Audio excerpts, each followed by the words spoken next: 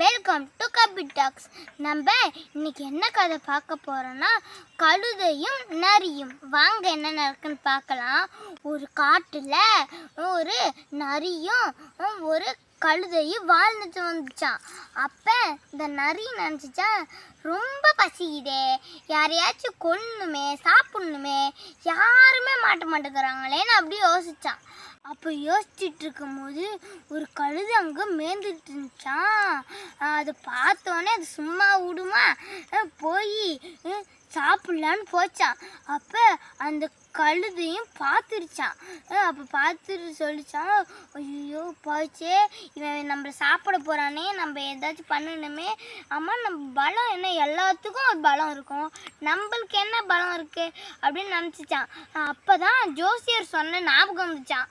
நம்ம பின்கால் வாழில் தான் இருக்கும் அந்த சக்தி, 52 வருஷம் வாழ்வோன்னாரே, இதை கேட்டு அப்படியே காலால் உதச்சிடலாமா அப்படின்னு யோசிச்சு இருந்துச்சான்.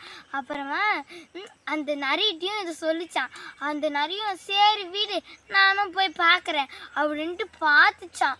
அப்போ அந்த கழுதை இதாண்டா சாக்குன்ட்டு படார்னு எட்டு உதச்சிச்சான். எட்டு உதச்சிட்டு நல்லா திருப்பி உதச்சிட்டு ஓடி போயிச்சான்.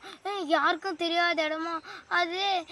பாச்சா நம்ம அதை சாப்பிடலாம் நினச்சா நம்மளை அடித்து போட்டு போயிடுச்சு அப்படின்னு நினச்சிட்டு இருந்துச்சான். இந்த கதையிலேருந்து என்ன தெரியுதுன்னா, எல்லாருக்கும் ஒரு பலம் இருக்கும், அது என்ன பலம்னு தெரிஞ்சுக்கிட்டு ஏதாச்சும் ஆபத்து வரும்போது நம்ம தப்பிக்க அது யூஸ் பண்ணணும். திருவள்ளுவர் சொல்றாரு திருக்குறள்ல, வினை வலியும் தன் வலியும் துணை வலியும் மாற்றான் வலியும் தூக்கி செயல்.